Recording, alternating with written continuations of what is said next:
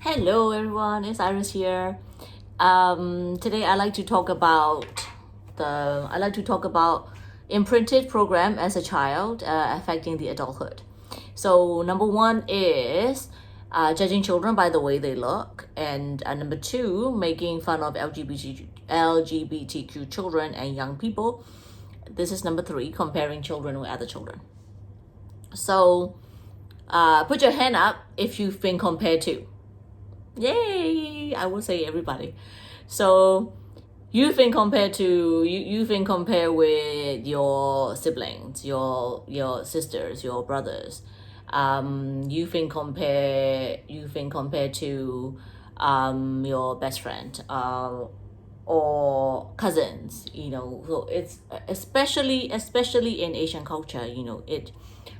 Parents and teachers, you do it to get a positive result. But if you don't do it well, it's just going to scar the children. And when I say children, young people, it's going to scar them since they were kids, and then it's going to scar them like forever. It will go on until they are adults. They will just feel like not good enough because they've been compared to all the time. So yeah, I'd like to share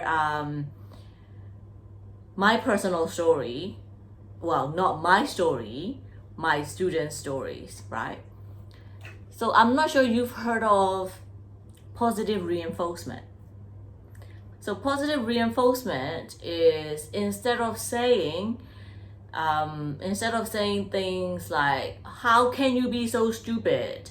Look, your best friend got grade A. Why don't you get a grade A? So that is scolding. That is going to scar the children. That is not positive at all. It's not going to yield positive result.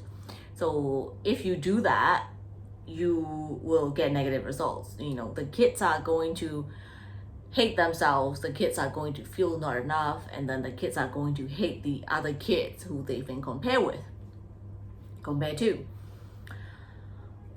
Instead of that, you could say, hey, look, your cousin got grade A, and don't you think it's nice? Don't you think you want to have grade A as well?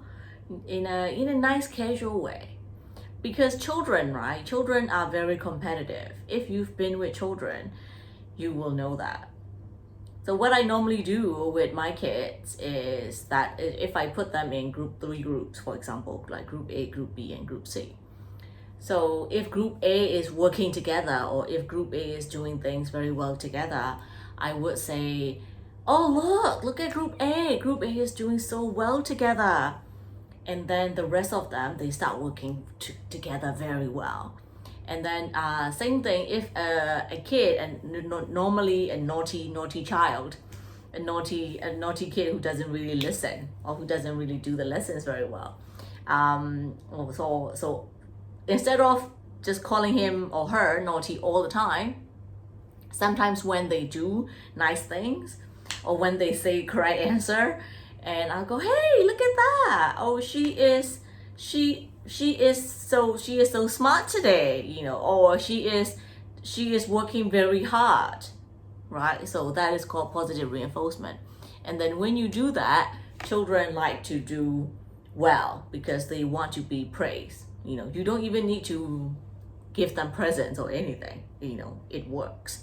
Same thing as in now I can only think of the kid's name. All right, so for example, AA, right? Look, AA is sitting down nicely.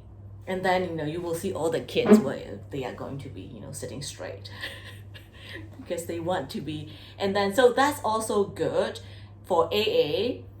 Then she feels validated by the teacher. Yeah, positive reinforcement. And also for other children, because they want to be validated by the teacher, like AA did. AA got validated, right? So there's one kid I want to that I still think of him. It's been probably like 2 years or so. His name is Han, Hun Han. He's a tiny boy. When I say tiny, he is smaller than most kids his age, and they must be around 6 or 7, around that age, and he's really small, and he's very shy. And when he says the answer, he normally whispers. He normally whispers the answer, and it warms my heart until now when I think of him. I don't have him in my classes anymore. I'm not sure where he is now, but I think I was his class teacher for 2 years. He is not one of the brightest. He's not one of the loudest kids in the class, but he is very hardworking. And he is very meticulous when he writes. So he's normally very slow because he writes carefully, and his handwriting is amazing and all that, right? So I always give him, I always praise for his hard work. And that's another thing, teachers, especially teachers and like moms and dads, aunties, uncles, well, everybody who know children. We as adults, please praise, give validation for their hard work, because because intelligence, right? Intelligence is more innate, meaning intelligence is more like what you were born with, but hard work is you can train, right? And intelligence and hard work together, you're gonna be unstoppable. But what I'm saying is, don't praise more for their hard work than for their intelligence, because you have seen a lot of smart kids but so lazy, right? And then you've also seen a lot of children who are so hardworking, although they are not extremely bright. So please, when you compare, when I said don't compare at all, not that way. You can do it's called positive reinforcement.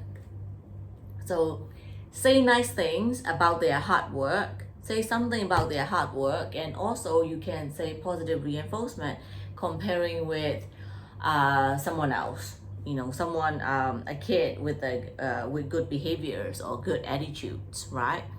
So positive reinforcement, so you need to just word it nicely.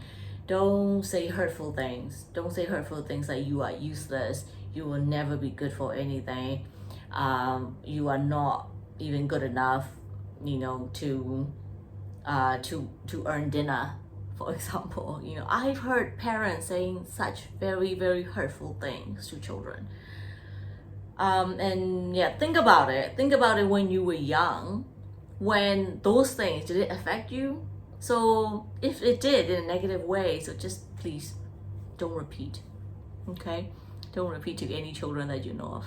All right, everybody, thank you. So this is the end of the three-part thing, imprinting, programming children since they were young, right? So I'm gonna come up with something else after that. And if you have any more great ideas, please let me know, comments below. And if you think this, if you can relate to this topic, if you think this will be useful, if you like this, anything, please like, love, share, comment, tag. Thank you very much, everybody. Bye bye.